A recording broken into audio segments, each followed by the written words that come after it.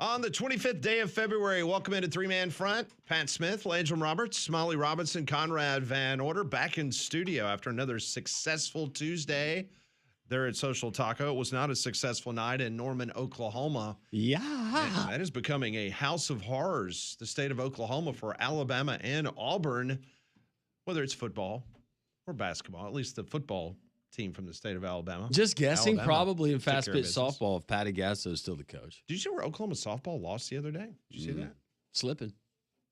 That's complacency. It's setting in. You build her a statue, that's what happens. You know, last night as I tuned into the Auburn game, and the Lloyd Noble Center is a really cool facility. It's really nice. And if you saw a couple weeks ago, Oklahoma has announced that they are building, literally, in my opinion, the Taj Mahal of college basketball. You know, the city of Norman's building an arena, and the architect designs, it's incredible. I mean, it's phenomenal. But tuning in last night and seeing that they announced 5,922 people at that game, where during one of the timeouts, I'm not lying to you, they had an end zone shot that panned out, and I paused it and I counted 48 people sitting behind the scores table. No, you're exactly right. 48. And so I did a little research to look to see what else was going on around campus. Because why in the world would you not show up for a basketball game? Like, what else are you going away from Lloyd Noble Arena to take your time at? Well, the engineers on campus, they had a talent ready show. Yeah. So if you're an engineer, they had a talent show for engineers. Like, show up, and I guess you're show homemade. off your engineering skills, or is this just my personal talent? Like, I'm an engineer, but I also juggle. It said the following: Engineers Got Talent. Ready to show off your non-technical talents? Come participate in this year's Engineers Got Talent. Non-technical. Okay, so juggling. Okay. This will be a sign-up based event that will invite all engineering and science students to highlight their talents to a chance to win prizes. That was one option that you had during the basketball game. The other option was Elmer Night. Are you familiar with Elmer Night? Is that glue? I thought Fud? I thought the same thing. I thought, okay, we're going to kill some horses and make some glue. That was my first thought. But no, it's hosted every Tuesday night in the fire station number 7 on campus, in which you simply want to learn more about amateur radio. You know, there's like amateur radio clubs out there. So if you're interested in that, you go be part of Elmer Nights. They're at fire station number 7. They're on campus. That sounds crazy. And they also had poetry reading night. They had a couple other things that was going on around campus. So I assume that most of the students at the University of Oklahoma last night wanted to participate in those events as opposed to coming to Lloyd Noble Center and see their team upset the Auburn Tigers. Well, yeah, they missed a good one. No, watch it, and you're right. Late in that game, or even in the beginning of that game, that looked like one of those conference tournament games that got pushed until a 9:45 tip, and you have two really bad teams playing. You have the 11-14 game. And a third of your crowd is just in there to keep warm because it's cold outside. The other, let's say, another third of your crowd are there because they have to be there. Yeah. And then a third are just maybe your random fans of both schools. I It's bad. understand that Oklahoma, 3 wins on the season in SEC play, kind of going through the motions for the rest of the season. But this is the University of Oklahoma playing Auburn. Auburn. This isn't Oklahoma playing North Carolina A&T. This is a Southeastern Conference game. It was a pathetic crowd. Terrible. But is that not what you're telling your AD? Hey, you're Porter Moser, you're going, this is not good. No. I mean, 5,000. They announced there's no way that there was 5,922 people there. Not a chance. When I counted midway through the first half, 48 people sitting behind, because the way that arena is, they don't have like tiered seating like you have at other arenas, because it only seats 10,000. It kind of reminded me, and this is just the older architecture, kind of the Tad Pad. Yeah, you're right. Mm-hmm. The way that it goes around, you don't have, in some areas of the seating, it looks like it arcs out. It's not super close to the floor. I thought Tad Pad. So if you're Auburn and you walk into an empty building, I can understand how you would play not very enthused basketball. I would think that you would actually go out there and that would make it a little bit easier. Auburn led last night for a grand total of 15 seconds. Mm-hmm. That's it. 15 seconds. They trailed the entire game. They trailed 51-42 at halftime.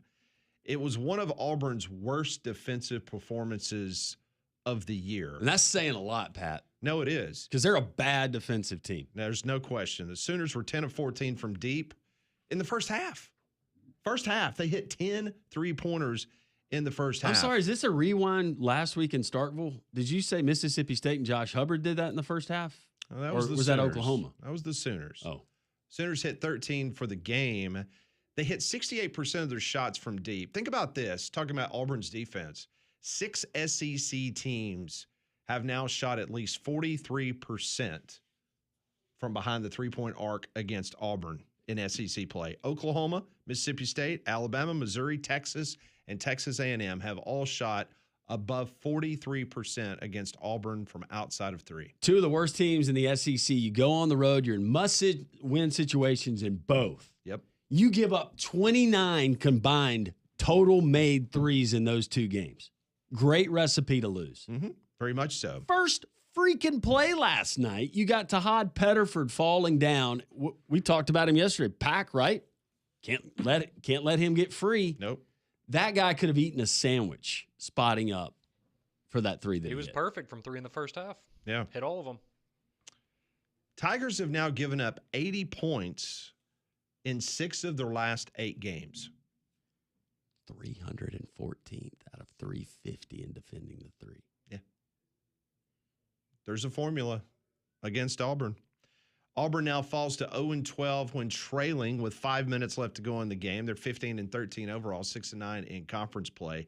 Stephen Pearl last night, a very quick post-game show on the Auburn Network that you heard here on Jocks. He says, I want to apologize to our fans for that poor performance.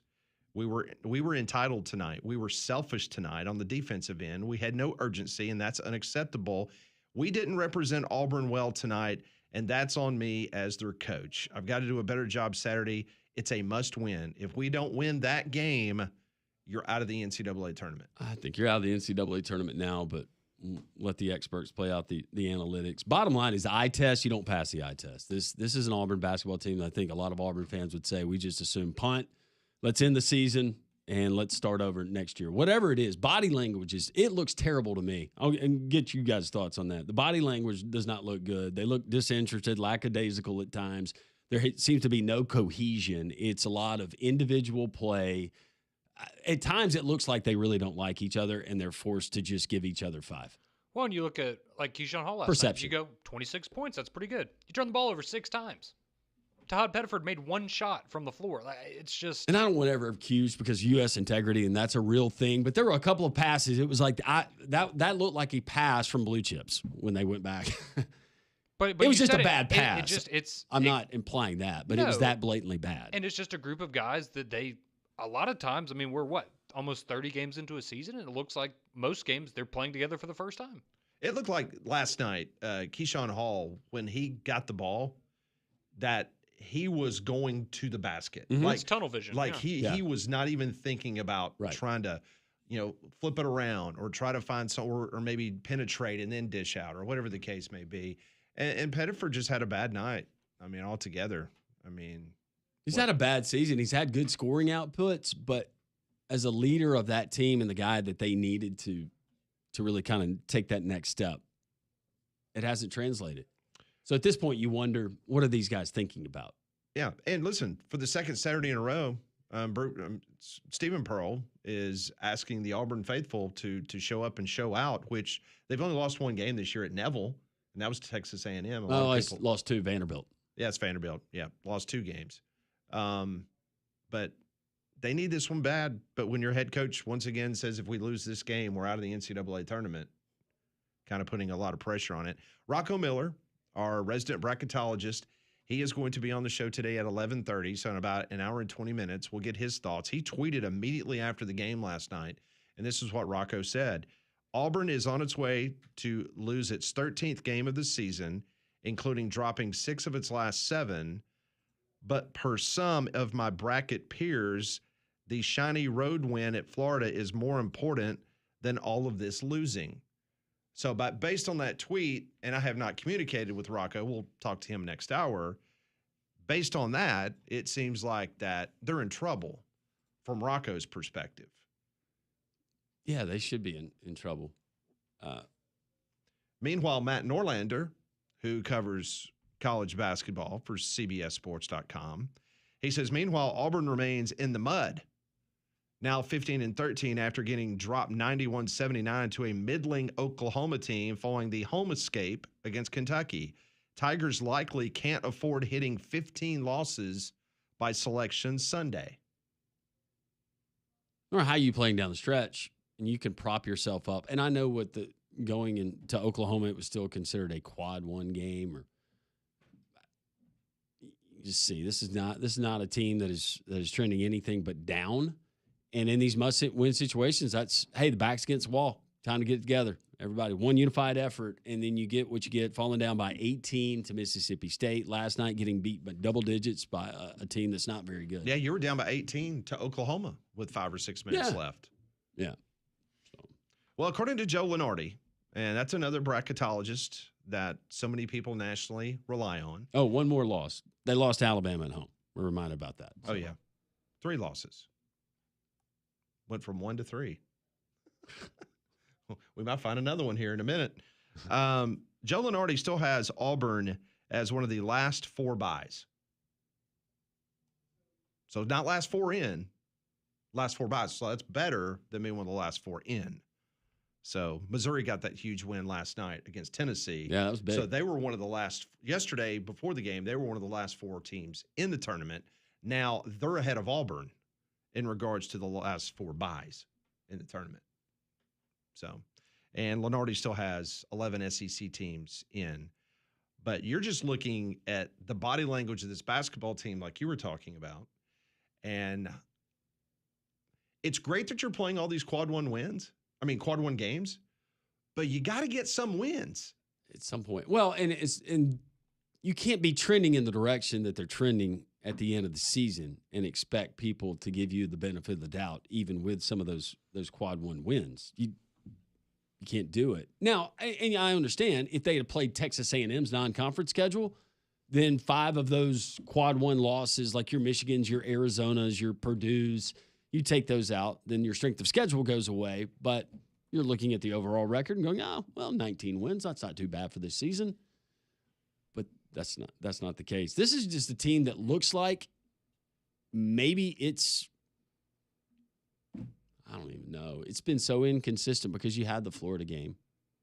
And then I can point to the Houston game here at Legacy Arena. It was almost like that team didn't know it had the warts yet, and it gave them confidence to play maybe above their level. But now I think they're fully aware of their warts. So yesterday before the game, according to the net rankings, Auburn was 34th. They only fell 2 to 36 after last night's game. But when you start adding up their quad 1 and quad 2 wins together, they are now 7-13 in both of those categories. They're 5-11 in quad 1. Well, it's a testament to Bruce Pearl and how his teams played, especially on the defensive end, and the effort and the energy. And it seems like it hasn't just taken a step back, but a couple of steps back. It's the same coaching staff. You got a lot of new players, and you have some of those players. They miss Dylan Cardwell a lot. Well, Denver Jones, Dylan Cardwell. And Denver Jones was their best defender. Yeah. Yeah, on the perimeter. That's what you need right now. And what's the formula that Rocco has told us before in regards to you take the 3rd and 4th quad wins? Yeah. And you better hope that those wins aren't more than the quad 1 and 2 wins combined. Right now, Auburn's got 8 quad 3 and 4 wins combined and only 7 quad 1 and quad 2 wins. That's not a good formula. I know it's all about making the tournament, and you'd like to roll the dice and see, but it kind of goes back to the college football conversation with a team that's limping in, and then we're awaiting Selection Sunday if they're going to get in. If you've watched Bruce Pearl teams, you've watched Auburn, even if you're not an Auburn fan, you realize that this is going nowhere quick this season. Do you want to see that team in the tournament? No, and I think, even just looking at the rest of the regular season now, the games, Ole Miss, yeah, you should win that game. Do you have confidence that they're going to win that game? Same thing with LSU. You should win those games, but you should have beaten Oklahoma. You should have beaten Mississippi State last week. And you still got to play Alabama again. I know you've had exceptions in years where, like UCLA a few years ago, they were not playing good basketball, getting blown out at the end of the season. I don't think they played great in their conference tournament, and then they barely get in and they make a run. I think that was the year. I mean, the last team I can think of, you had that year North Carolina made it to the national championship, and they were, like a 9 seed, and they had played really poor all season, and then they got hot at the right time. So it's happened before, but it's very rare. And this doesn't look like the team that would do that. So Auburn is limping into Saturday's game. Meanwhile, Alabama, they will play tonight at 8 o'clock. We'll talk to the voice of the Alabama Crimson Tide, Chris Stewart, coming up at 11 o'clock. When we come back, we'll give you some Bediako news. It just won't go away. More news on the legal front from Bediako trying to play again this season. We'll give you the very latest next on 3 Man Front.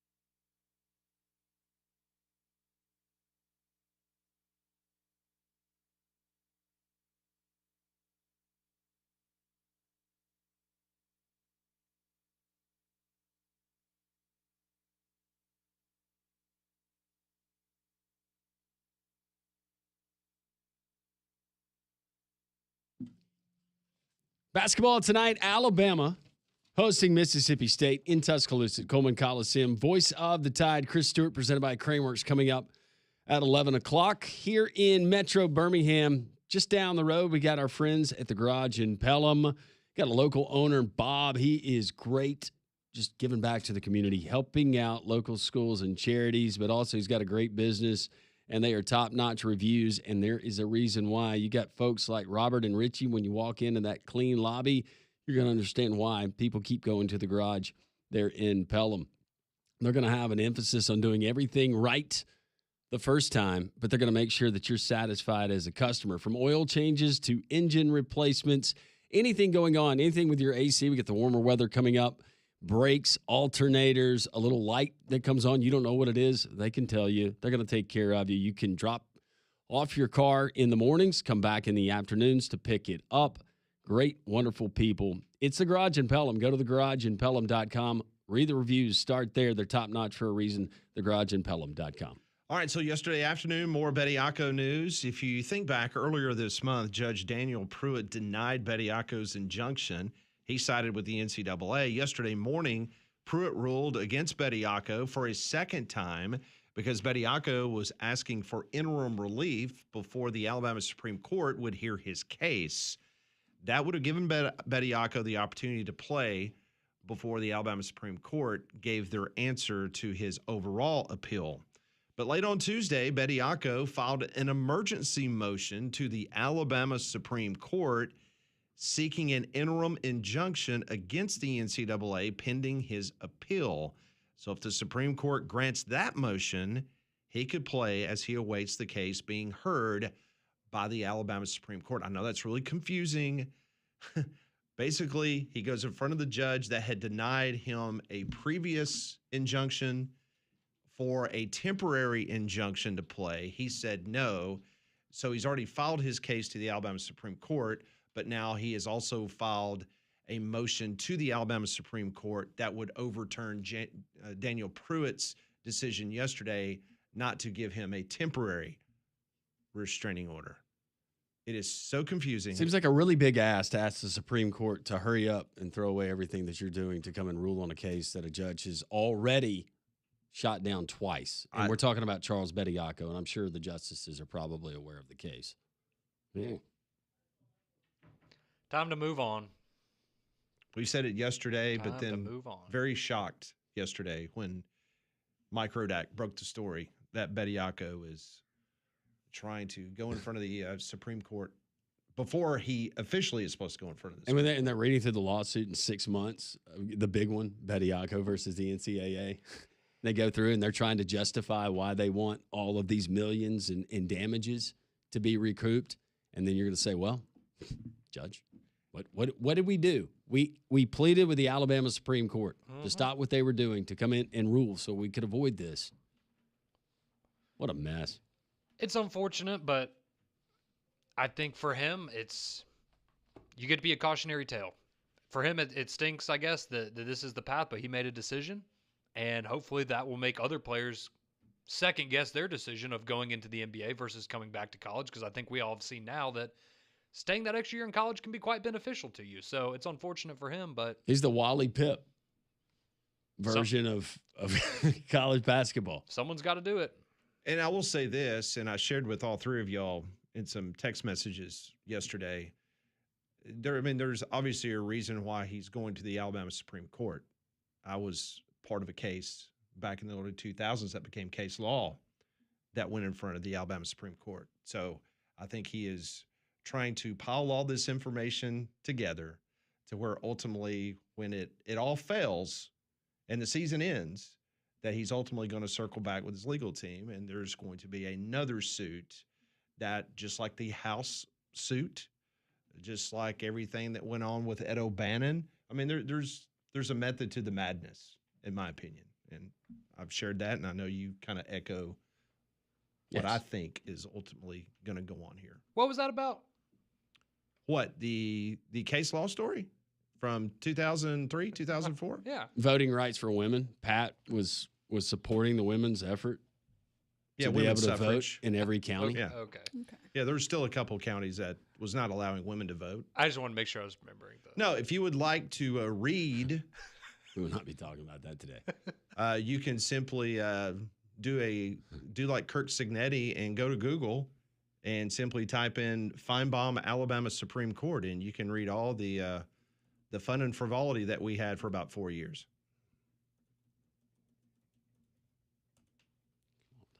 We had 4 years of a very, very, very interesting time. No, just I going, thought it was entertaining. just how many times going over the transcript? When did it become mundane with some of the things that you were having to read? When did it become like it was not a big deal? Did someone laugh? Like eventually, when you're reading through it, like someone's got to let it. Like, sorry, I had to chuckle a little bit. You know, when you're going back through it and you're breaking down sentences and what's on the record. Is this Like, real? Tell me again. So, how did you arrive at this conclusion? I can tell you one thing. Are you familiar with what you are referring to here? Can you describe that to us? We had the number one First Amendment attorney in the country, That's always a good idea. and she was outstanding. Yeah, that would be beneficial. She was the Tom Mars of First Amendment. Sounds like it. Tom Mars of First Amendment, right? She was fantastic. She was really great to work with, and she She did it pro bono, right? There we go.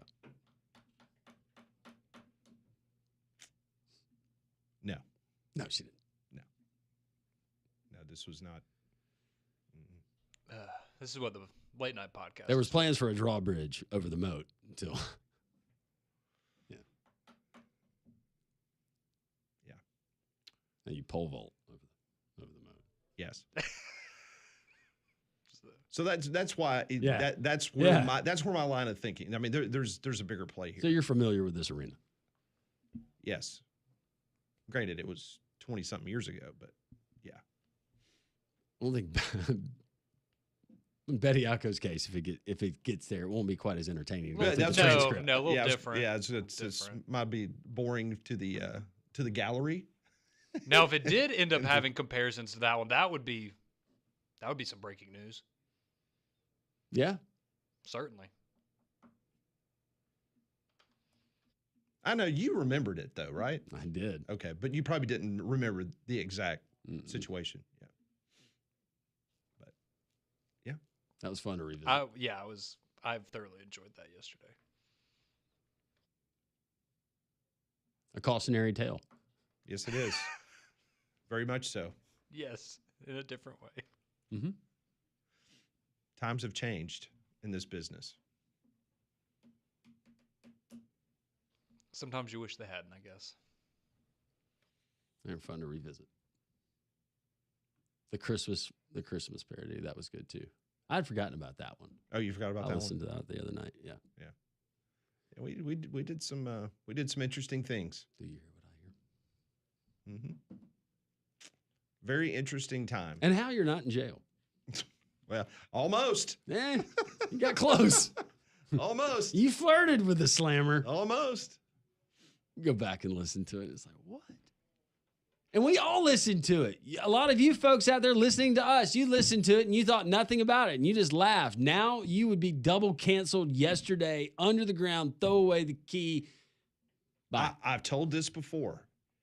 My wife and I love The Office. And one day Dylan comes bebopping through the kitchen and he stops cold in his steps.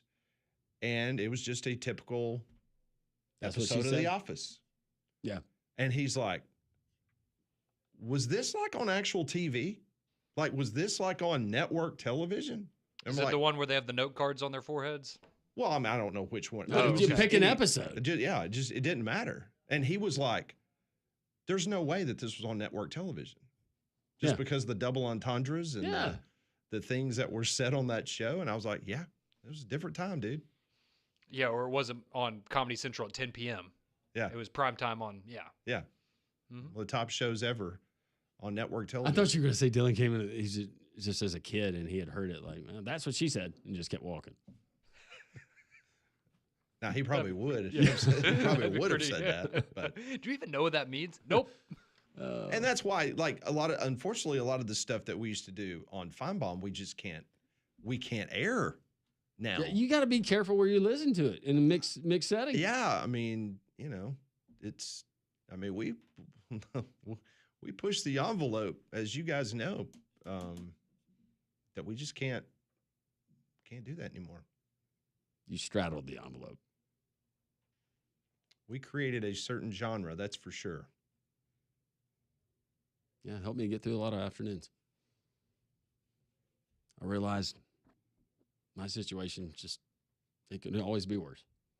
And there's a lot of documentary folks, whether it's the situation down in Auburn with the trees, Toomer's Corner, other things that's happened, between Alabama and Auburn through the years.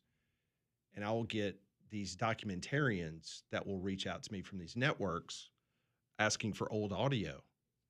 And then I'm happy to help out, and I will send them whatever. And then they'll respond, kind of like Dylan. Mm-hmm. This was on actual radio. Yeah. Like this is not like you guys went in a studio for shock value and just like create. I was like, no, that's the actual audio from the show. Yes. And they're blown away. Mm-hmm. They're like, thank you for sending, But Hard to believe it was 25 years ago. Well, 30 years ago in some cases, but yeah. Nuts. All right, we're going to continue on. We will talk to Brian Edwards from Vegas in Sour. You like that? Yeah, well, that's pretty tame for what you would get back then, but Yeah. yeah. Well, it's Conrad's. Hey, You would hear nuts every now and then. Yeah. We will talk to Brian Edwards, That was so good. I'm sorry. the voice of It the was. Alabama Crimson Tide. And then we'll also hear from Rocco Miller, bracketology. And we'll get to your text messages, 205-834-9450 on the Courtesy GMC text line on this Wednesday. That's what he said.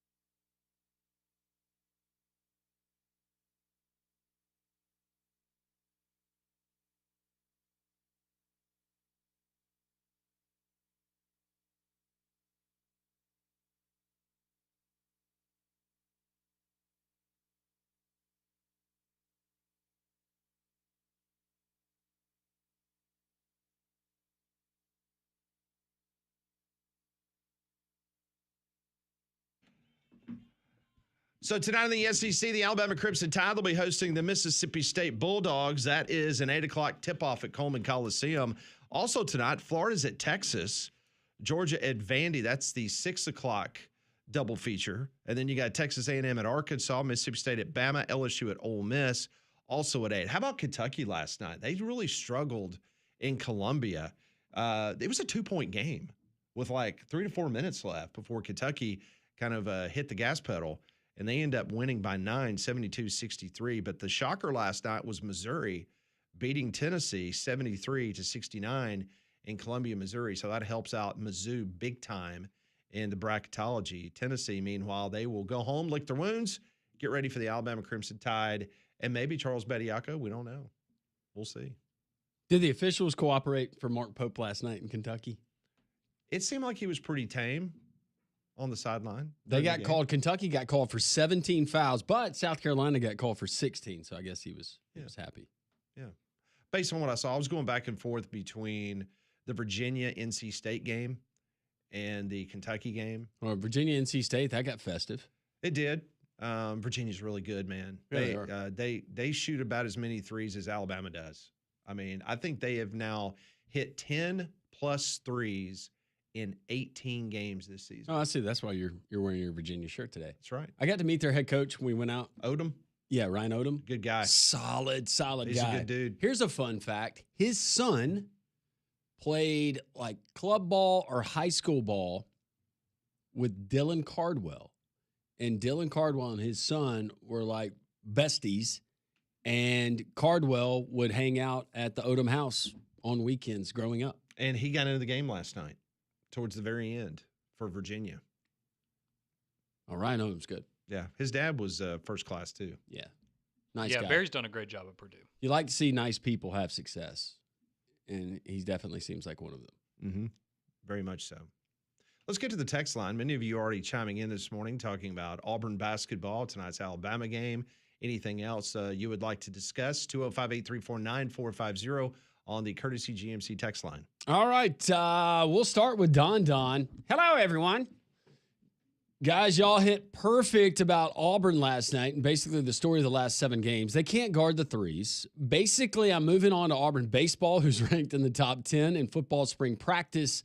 And don't forget, there's always equestrian where we have won multiple natties. That bad, huh? Sounds like it. Sean, I place this season for Auburn squarely at the feet of Bruce Pearl and can't understand why more people aren't. He knew this season wasn't going to be a good one for his record and career, so he last minute put Auburn in the worst possible situation, and they fell for the smoke and mirrors and hired an inexperienced first-time head coach because of his last name. All caps, blame Bruce. What did anyone expect was going to happen? Thank you for the text. Thank you for listening, Sean. So this is a serious question.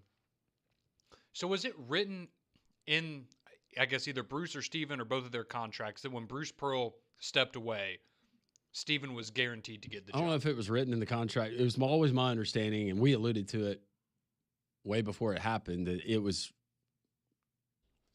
I mean, I think we all knew it was coming. I just didn't know if it was one of those things where It was an acknowledgement. It was a wink, wink. Gotcha. It was an understanding, to my knowledge. Okay. I don't know contractually what the language looked like or if that was even included. But at that point, Bruce walking away right before the end, what was Cohen going to do, regardless? Yeah, I mean, with the I'm timing not saying of it. that was Bruce's plan, but what was he going to do at that point? I just didn't know because I go back to, I know it's different sport and everything, but when Belichick retired and Gerard Mayo had written his contract, when Bill Belichick leaves, I am guaranteed to be the next head coach. I didn't know if that was similar for Steven. Auburn looks like a team whose coach retired right before the season, starting leaving them no ability to transfer to play for a coach they chose. They had a coach forced on them who happens to be the previous coach's son. Why don't y'all talk about how selfish this was of Bruce? Y'all have basically given Pearl a pass.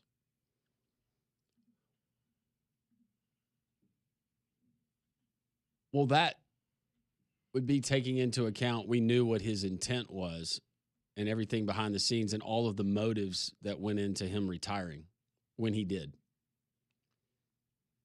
But yeah, you're right. You're right about some of these things.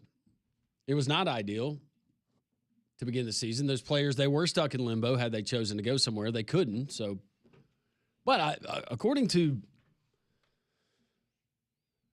reports, I don't think anybody's needing for anything on that team based on the NIL and the collective and what's been put forth towards that roster. Well, I think both things can be true, right? You can be frustrated at Bruce Pearl for the way he left. You can also be frustrated at Stephen Pearl for the way the team has played this year. I think you can,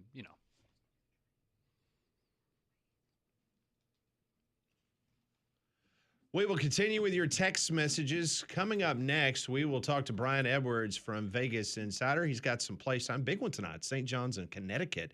We'll see if he likes anything there. And, of course, Bama coming up this evening against Mississippi State. Well, flu season is here, so make your home healthier with Trane's Clean Effects Home Air Cleaner. It removes up to 99.9% of airborne particles, including those that cause virus. It's 100 times more effective than standard air filters and 8 times more effective than HEPA room filters. So go and find it either near you at Trane.com. Also want to point you to the three-man front Twitter poll question of the day. Is Auburn basketball worthy of an NCAA tournament bid? Right now, 84% of our audience says no. 16% says yes. So go vote at the number 3-man front. Coming up next, Brian Edwards, Vegas Insider, joins us on 3-man front.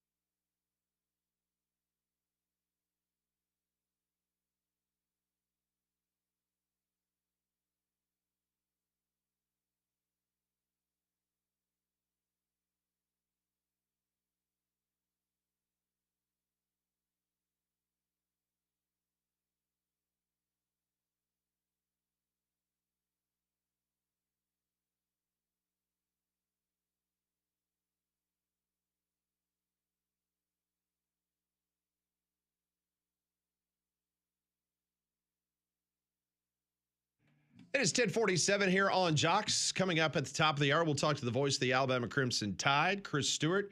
Also later on, 11:30, Rocco Miller, our resident bracketologist, part of the Field of 68. Also his work at bracketeer.org. But we're now joined on the Higginbotham Hotline, as we're each and every Wednesday on this program. Brian Edwards from MajorWager.com, also Vegas Insider, joins us on the program. Brian, I hope you've had a good week so far.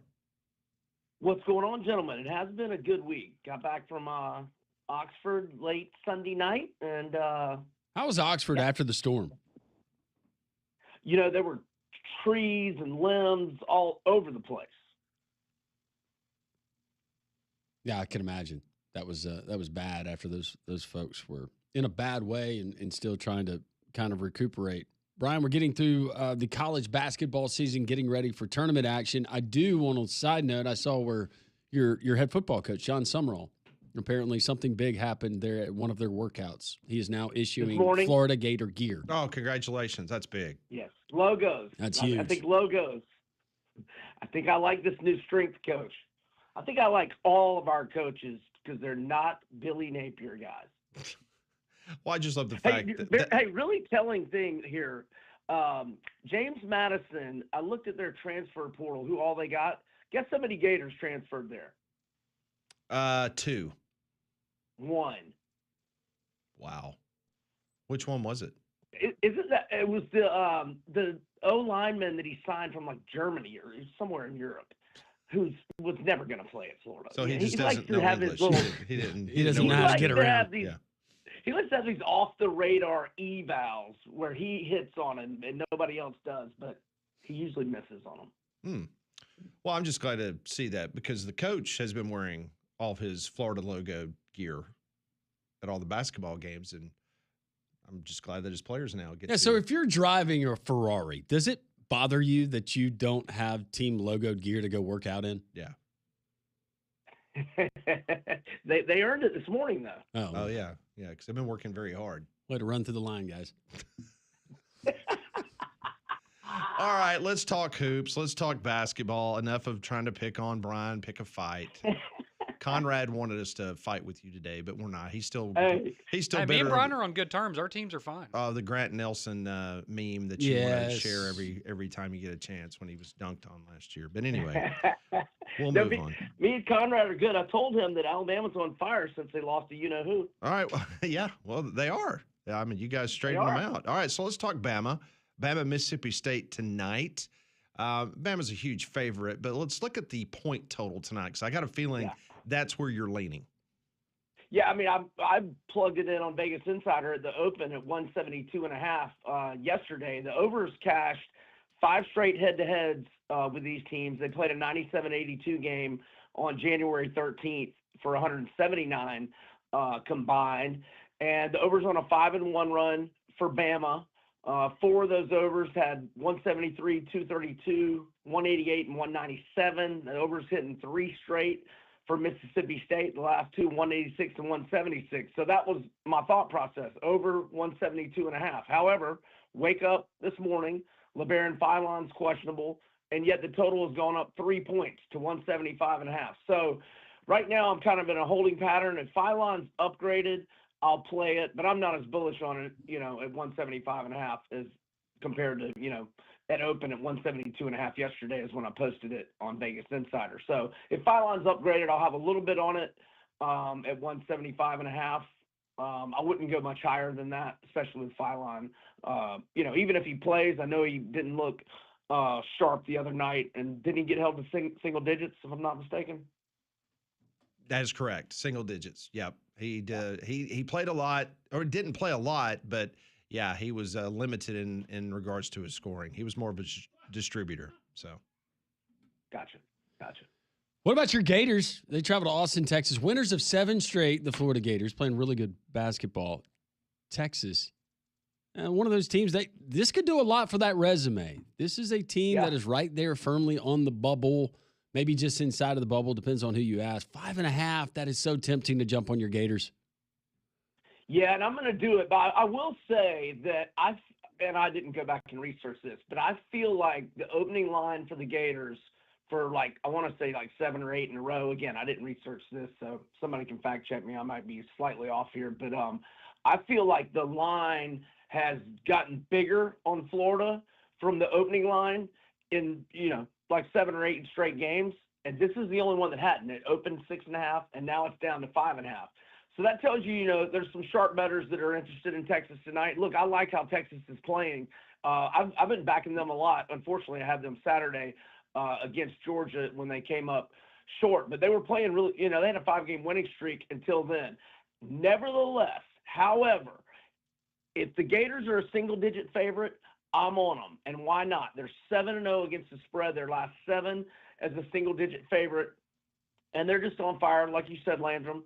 7-game winning streak, 5-2 ATS. And going back to January 6th, 12-1 straight up, 10-3 against the spread, 10 wins by 14 or more. So I'm going to go Gators minus 5.5. I'm also going to go Gators team total over 81.5. Florida scored at least 86 in 13 of its last 17 games, and they've scored at least 90 in 11 of their last 17. And so I'm going to do that. And if you have a player prop market for Ruben Chinyelu's rebounds, I'll go over 11.5. He's been in double figures in rebounds in 10 of U.S. last 12 games. All right, let's talk about the Georgia Bulldogs. They're taking on the Vanderbilt Commodores in Nashville. The Dogs are a 9.5-point underdog in the Music City. Georgia has been, as of late, not playing very good basketball.